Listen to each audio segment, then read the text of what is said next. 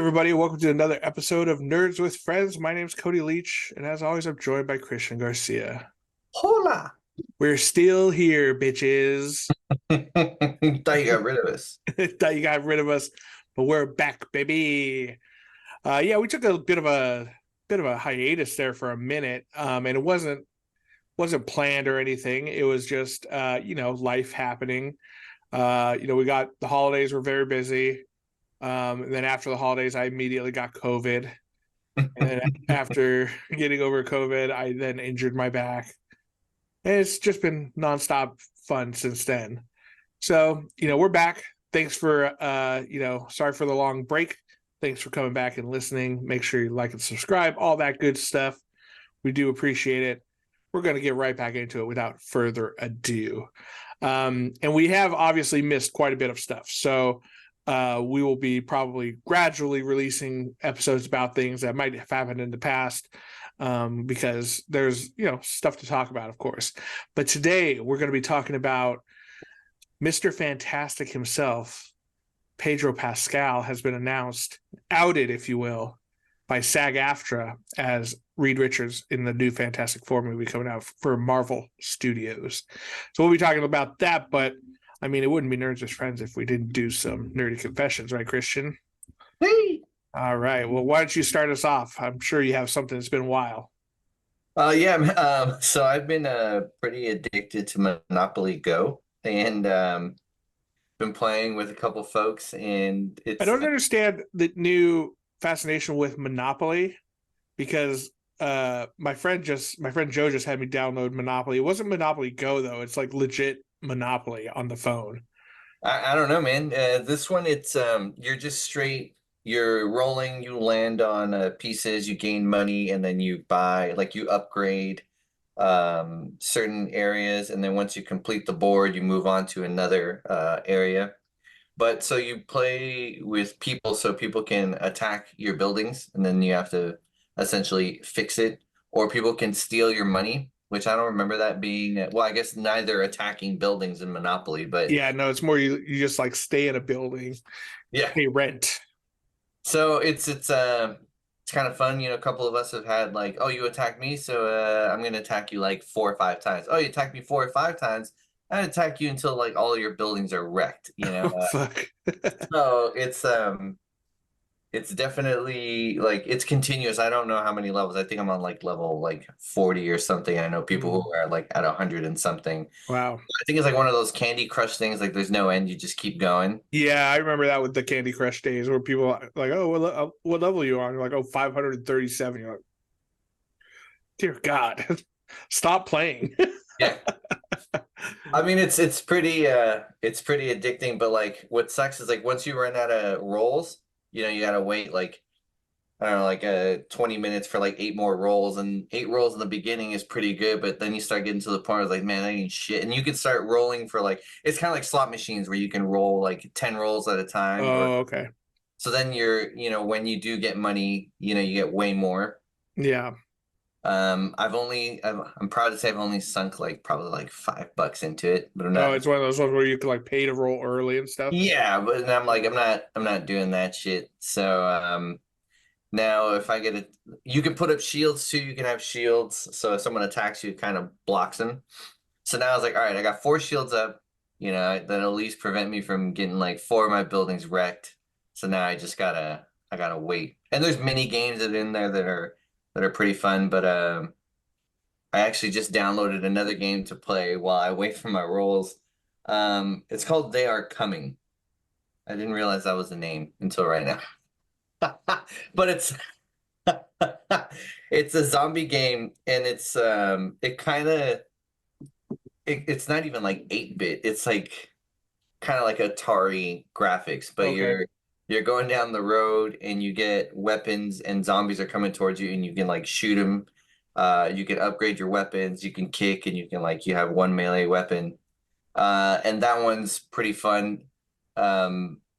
And particularly, I think users can make weapons because people have made like Lucille, and people have made, Oh, nice. yeah, you can have like a dog and you can upgrade the dog to like a tiger. And So like, and you can see like what they do, like how strong it hits, the penetrating power, the stopping power. Yeah, that one's pretty fun. And that one you can just keep going.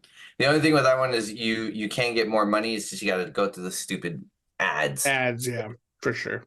The classic, mobile game, structure. It's like, oh yeah, now that we have you hooked, now you got to wait, or you can watch this ad, or you can just hit the little thing. It's just $1. And like, how much is $1? And the I next thing actually you know, it's paid like $240. You're like, God damn. I paid the $2 to no more ads to get the extra stuff. But I was like, you know what? Whoever made the game, this is a good game. Like, and you Yeah, don't have to sink any more into that than the $2. It's like, why not yeah, give $2? Whoever made it, like, it's worth it. absolutely. Well, that's cool. Well, my nerd confession is video game related as well, though. This one is on a computer. Um, it's a game that's sweeping the world, Christian. Pal World. Oh, you I've mentioned that during Magic. Oh I've my seen god. people like tweet about it. I have no idea what it is though. Well, I'm here to tell you exactly what it is. So Pal World has been often described as Pokemon with guns, and which is not incorrect. But essentially, it's a computer game that's on Steam and Xbox Game Pass. So either Xbox or PC players can play on that. And it was made by this company. Oh, I don't remember the name of the company. It's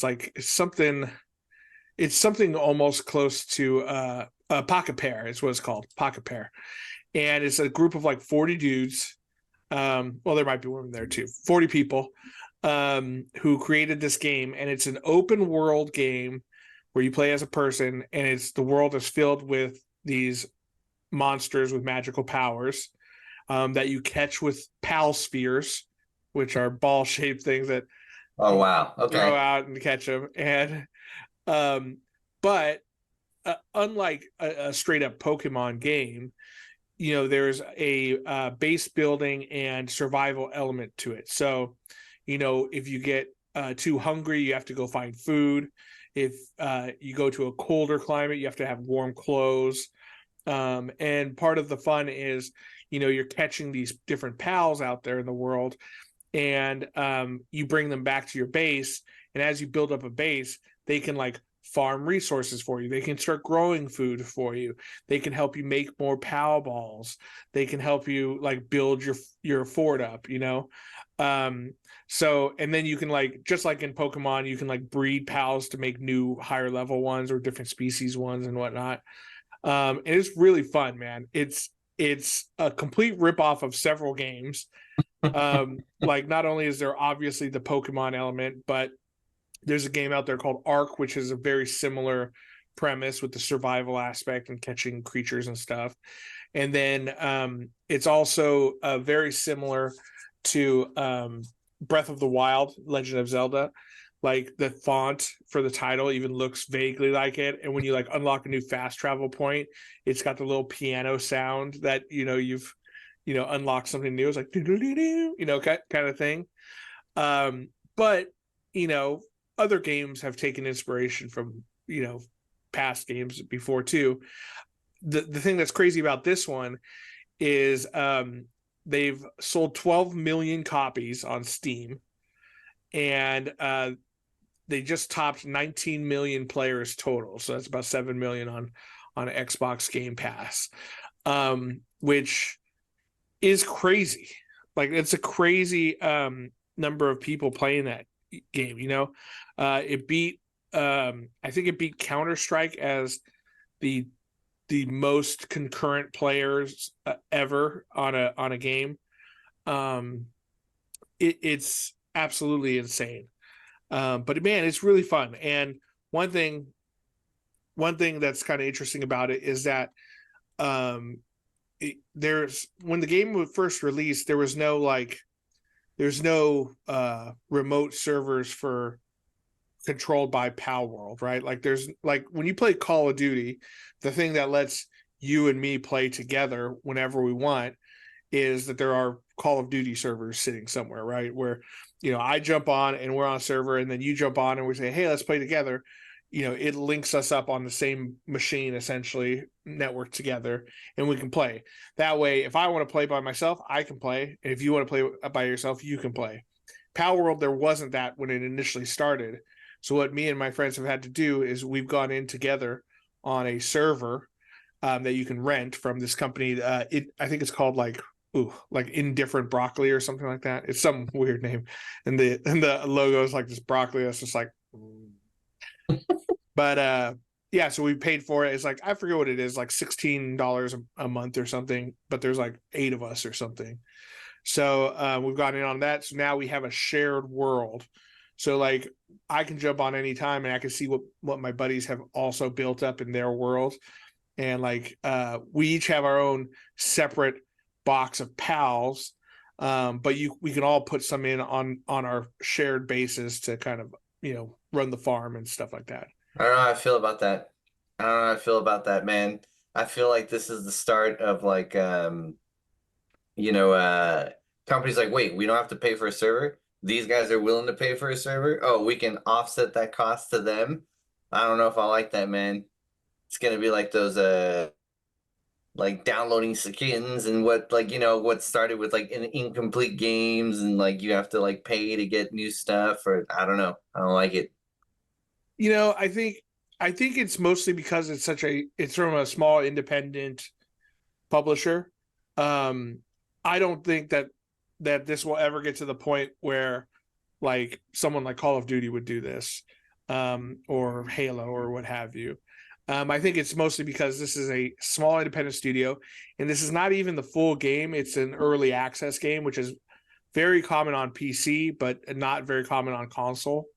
So it's like not the full version of the game necessarily. So I assume, the game was like $30 with 12 million copies, whatever 12 million times 30 is. These guys have just raked in some dough. So I'm sure that there will be some, new features coming, and maybe they'll, buy up a server farm or something. So you won't have to do that. But man, it's pretty crazy. And it's a fun game. I recommend everyone give it a try if you got a PC. There's also like, there's bad guys who are out there who will like shoot you and stuff. And like I said, there are guns in the thing. So you can go out. When you start out, you start with nothing. So to catch a pal, you have to weaken it. So you just go out and start beating the shit out of this little like Pokemon. And then it's like, oh, he's weak now. And throw the ball at it and it catches it. Then eventually, you're out there with a freaking machine gun. You're like, and you're shooting the pals and stuff until they get low enough to catch them. It's awesome. And then the people, there's the bad guys, like the essential Team Rocket stand-in kind of thing. Those guys, people soon discovered that you could throw a ball at them and catch them too. And so, like now you have these people imprisoned in this pal ball. It's crazy, man. It's a crazy game, and it's got just enough low budget jank in there to make it funny and hilarious. But it's still a fun world to explore. It like parts of it are amazing. It's a huge map, and they only have plans to make it bigger and better, kind of thing. And it's got some really like dark like lore and stuff behind the some of the pals and stuff. Like I forget. I think I saw one earlier today where it was like, it was like this one pal like had oh, here it is. Hangyu. Its gigantic arms can rip apart even iron. As a particularly cruel form of execution, serious criminals would be strung up in a public square, and Hangyu would tear its skin right from their bones. Cool. And it's like oh, you can't really see it. It's like this cute little guy with arms. But yeah, I mean, it's wild. It's a wild. Give him a gun and watch him go nuts. Yeah, exactly. Well, cool, guys. Well, that wraps up for our nerdy confessions. We'll take a quick, short little break. When we come back, let's talk some Fantastic Four. Let's talk some Marvel. We'll be right back.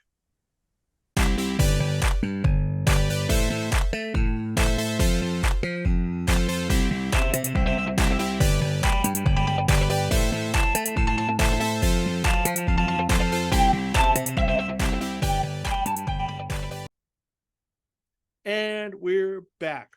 All right, Christian. We've been waiting for the Fantastic Four for quite some time.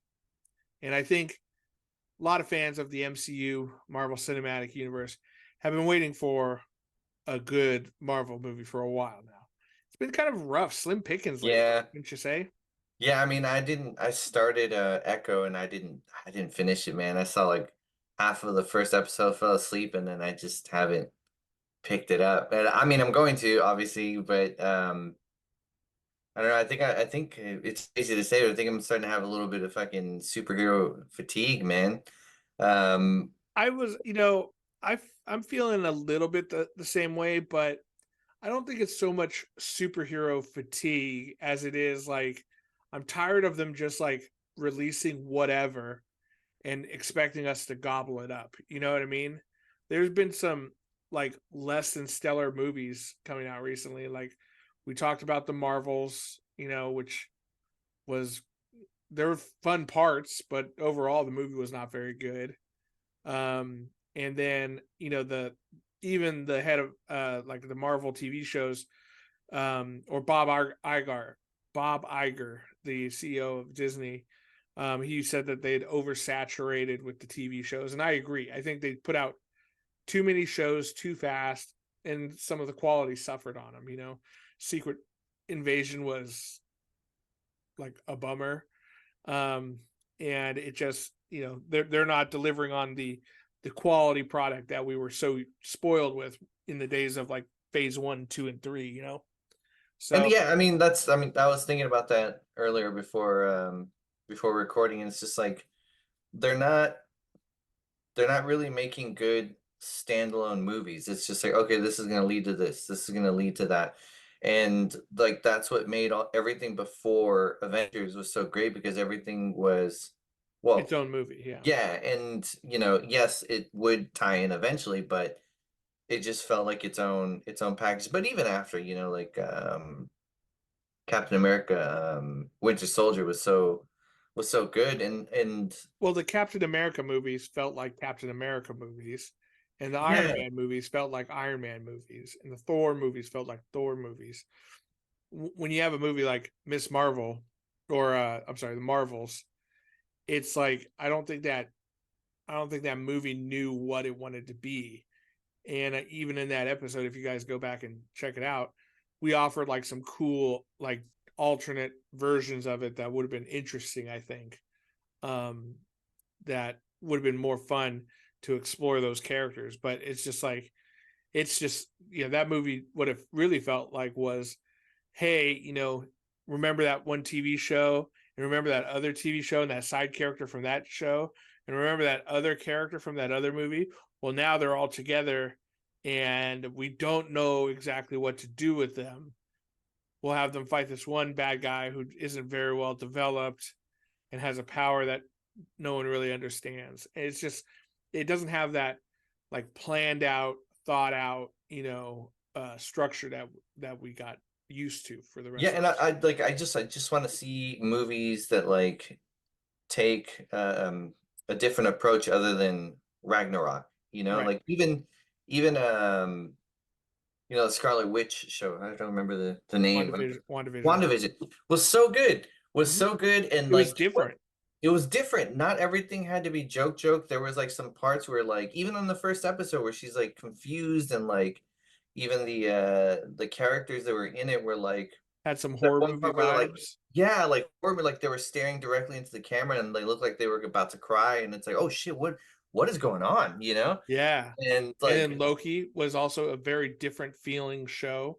yeah, And like this, we talked about the second season of that and how much we enjoyed that, So I think that Marvel is ripe for, a comeback. I'm very excited for Daredevil Reborn or Born Again, I guess it is.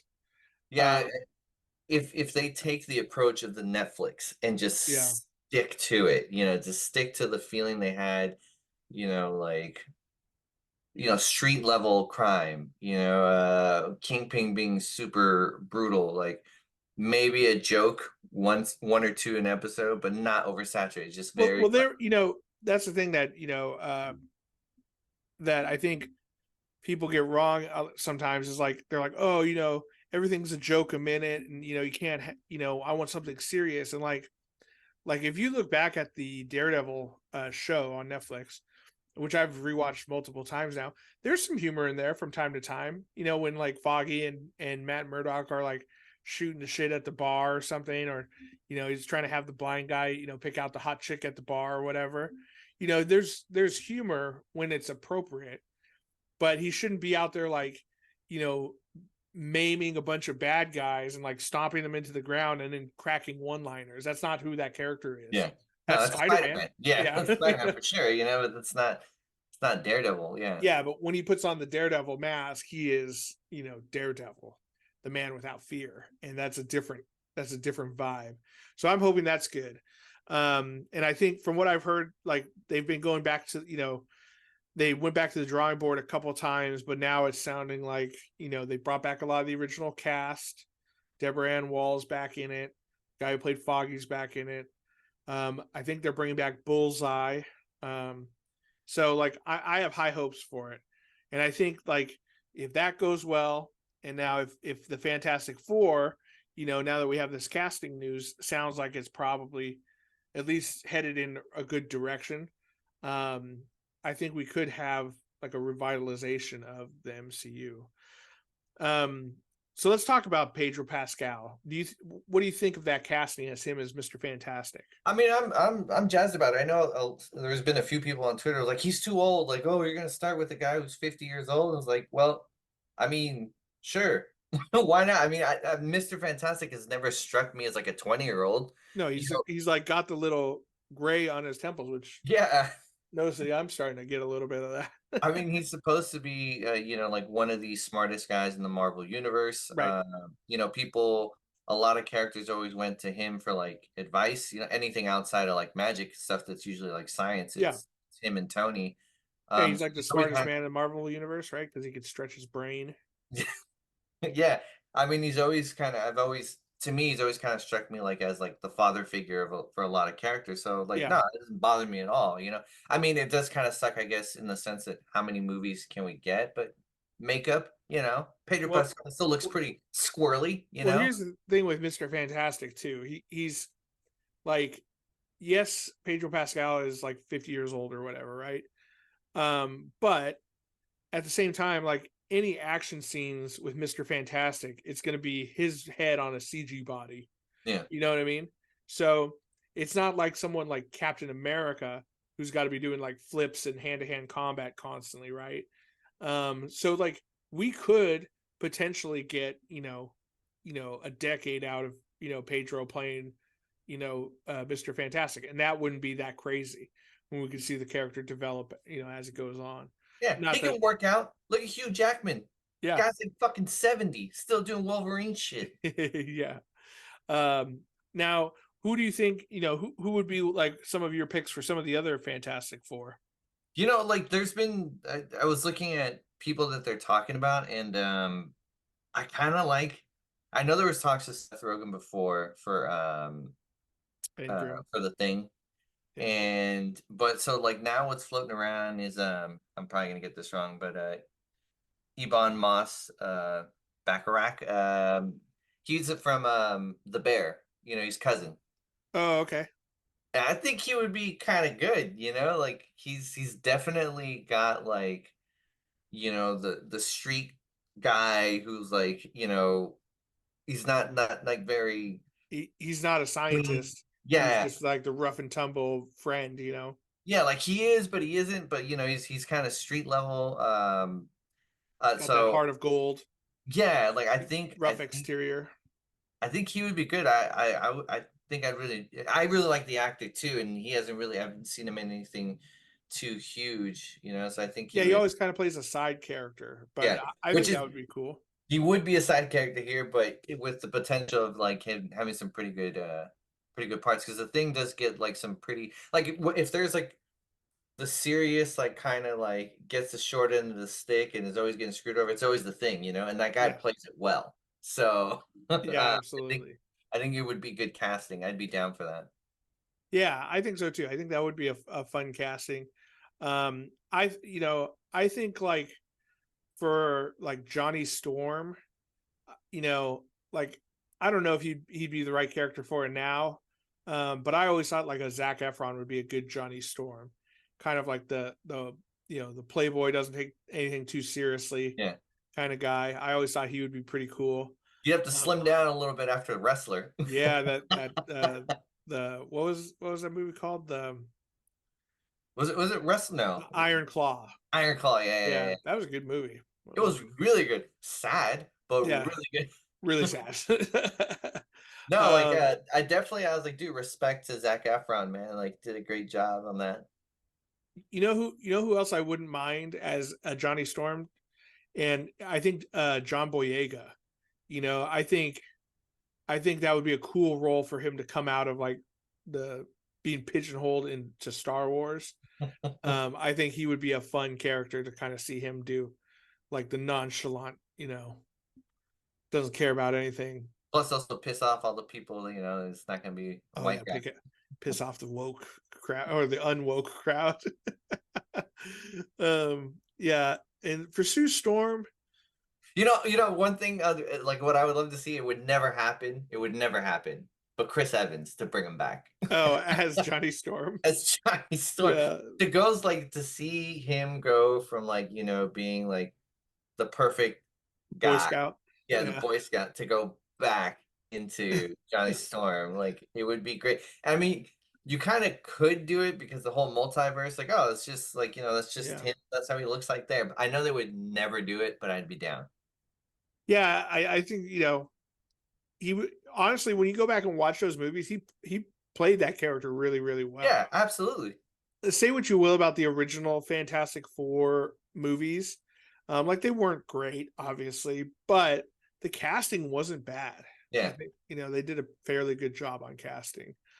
Um, and then like Sue Storm, that's kind of a tough one.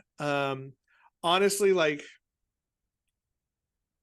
she might be a little too young for it, but like that, what's her name, Sydney Sweeney from that Euphoria. She'll get some butts and seats for sure as the Invisible Woman, but she'd be a little young for old Pedro. Oh yeah. I liked the Emily Blunt casting back when everyone thought John Krasinski was going to be Yeah. a Mr. Fantastic. I wouldn't mind that. Yeah, she can still do it. They don't Yeah. have to do everything Again, together. again, like she doesn't have to do action scenes. She just goes like this and then goes invisible, and then they make CG shoes fly around and stuff. Yeah. So I Shoot think, force fields, just bloop, bloop, bloop, bloop. yep, yeah. Now, how do you think they're going to introduce the Fantastic Four? I think the our going like theory that we've had for a while now, or at least the one that I've floated, is that they've been stuck in the negative zone for X amount of years. That's why we haven't heard of them in the MCU at all, right? Because they're supposed to be like the first family of the Marvel Cinematic Universe, and like I like the idea of them going into the negative zone during an experiment of some sort and being stuck there and time kind of dilating. So they've been like, they still think it's the 60s. And so they come out in the like the blue leotard Fantastic Four stuff. And then they have to kind of like relearn what the modern world's about. I think that would be kind of interesting. And it could work because the stuff they've been doing with the quantum realm, like, oh, time works different down there, it's not the same. And so yeah, I mean I could see it working. Mhm. I haven't tried to map it out in my head how they would do it, honestly. Yeah. I don't know. I mean, they could also pull like, now with the multiple dimensions, and they could just pull, oh, they were just there. I mean, they've already kind of did it with the Doctor Strange movie where they already showed Mr. Fantastic, like, oh, they just they didn't exist in this reality, but they exist there, and they got pulled in because there's going to be some kind of multi-dimensional, event where they Yeah, have to pull in. They're like, oh, well, we just got to stay here now. Um, absolutely. there's a bunch of ways they can do it. Now, do you think do you think they should go Doctor Doom right away with the Fantastic Four? That's kind of what I was thinking about, right? Like if they're doing their own movie, like who would they go with? Yeah, Um, it's rough, man, because Doctor Doom is one of my favorite I villains, know. and He's so good. And like obviously, yeah, I would love to see him pop up, but like I think they should give him the Thanos treatment, treatment. like where he's kind of like later on. Um I wouldn't mind like maybe I don't know, because I don't really like how they did the Doctor Doom without his mask in the original Fantastic Four movies. But that would be kind of an interesting thing where he's just kind of like a heel turn halfway through the movie. You think he's their friend, but then he turns out to be, pulling the strings of whatever bad things happening in the movie. And then at the end, he has his accident and gets the mask on. But I don't know if I really want that. I would prefer almost that he gets revealed as pulling the strings in the background. He's already wearing green. He's already got the mask on, and he's doing Doctor Doom stuff. Um, but I would also like it for like him to start in maybe a Fantastic Four movie or at the end of a Fantastic Four movie as Doctor Doom, the politician slash scientist, and then maybe have him show up in a future like Doctor Strange or Shang-Chi movie or something like that, where he's learning the dark arts. And then eventually we see him in like a Secret Wars or what have you, where he's got magic, technology, money, and power, and his intelligence. And then that's when we see like the true Doctor Doom kind of thing. See, I would love that if they did it like, in one movie, he's kind of like a background character and he's learning like the dark arts because I think a lot of people forget he is a high level sorcerer. Right. But Um, that also came later in his story. yeah, Originally, it was just kind of he had a power suit and some robots that looked like him. So I think it would be cool if they like if we got to see that progression of his character. yeah. Very very rarely in the MCU have we seen one bad guy kind of like I don't know, like growing as a character and changing. Loki is the one, but he obviously turned into a good guy or at least an anti-hero of some sort. But like, Thanos, when we see Thanos, he's already like collecting the Infinity Stones. He's already conquered all the worlds. He's already badass Thanos. You know what I mean? Like to see Doctor Doom, you know, get thwarted but maybe not beaten, and then to see him like popping up in other movies, like behind all these things that are like getting worse and worse, leading to some large event, whether that's Secret Wars or something beyond that. I think it would be cool to see him develop as a bad guy, gaining more powers that we get to see that along the way, not just like Thanos, where he's like one movie, he's like, ooh, 1, 2, 3, 4, 5 stones. All right, let's do this. And then it's over kind of thing. I'd be down. I mean, I think another way that could work because I've already introduced the character is a Submariner. Yeah. Namor. He's already start off as a villain. Just let him continue as a villain. Plus, the conflict between him, Miss Fantastic, and Yeah. um, Sue Storm. yeah, she's got to pick between which Latin dude she wants. Yeah. One or the other, which Latin Exactly. lover. I think that would work. And then slowly, I mean, we can see, Miss Fantastic turning Submariner, on the side of good. Right. And then yeah, it can tie into the mutants later. So I can see it that angle too. Now, and I know we just talked about like how we want to see it be a little bit more serious and not as goofy, but Mole Man might be kind of good, but because he was Yeah. like one of their firsts. Yeah. Um, Like I could but see that. And it could like we don't need world ending stories in every movie. I think you kind of paint yourself into a corner with that, and you have a hard time explaining like why aren't the Avengers helping out here. Like it could be Mole Man, it could be something to do with the negative zone, and some entity from there. I don't know that many Fantastic Four bad guys, but Annihilus, yeah, Molecule Man, Mephisto. yeah, I think the Mephisto, if he's going to show up anywhere, it's going to be like a Doctor Strange or Ghost Rider type Yeah. thing going Although on there. I would love to see the conflict between, okay, here's a team of science versus a fucking demon. Like how are you gonna Yeah, deal with this science wise? Like, because what I wouldn't want to see, and this is my only hesitance with Doctor Doom, is like I'm getting kind of sick of like when it's Iron Man, when you get the introduction, oh, another villain that's basically Iron Man. Yeah, Or oh, Captain America, oh, Red Skull, who's basically, a super soldier. Yeah, yeah, super soldier. So I think it'd be kind of cool to see like, okay, here's one type of heroes and here's a yeah. different, How are they going to deal with something like, how are they you gonna don't deal with it? understand? So like I would love to see that. Obviously eventually I would love to see Galactus, but again, that Yeah, could be and a again, I think that's something that can totally be set up in the future. Like I think the problem with the Fox Fantastic Four movies, and even the fan four stick, the later one that came out, I think that they kind of like everyone they put all their eggs in one basket with like Doctor Doom's there, then Silver Surfer and Galactus. It's like, okay, well, those are like the two biggest well-known threats to the Fantastic Four. Like, now where do you go once that's over? You know what I mean? So I hope they come up with something good. I'm really looking forward to seeing that movie and seeing the MCU version of the Fantastic Four. And I think Pedro is a good leading man to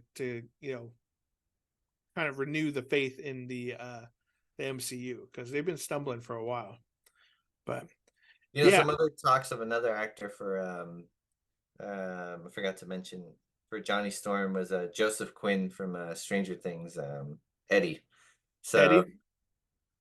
I don't know if I like Eddie.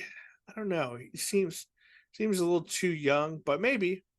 Like, I wouldn't be opposed to like the younger Hemsworth, but he's going to be the Witcher, I guess. Um, but yeah, or you know what? There's that other the like the hot athlete dude from Euphoria would be a pretty good one. He's a pretty young kid. I haven't seen Euphoria, so I don't know.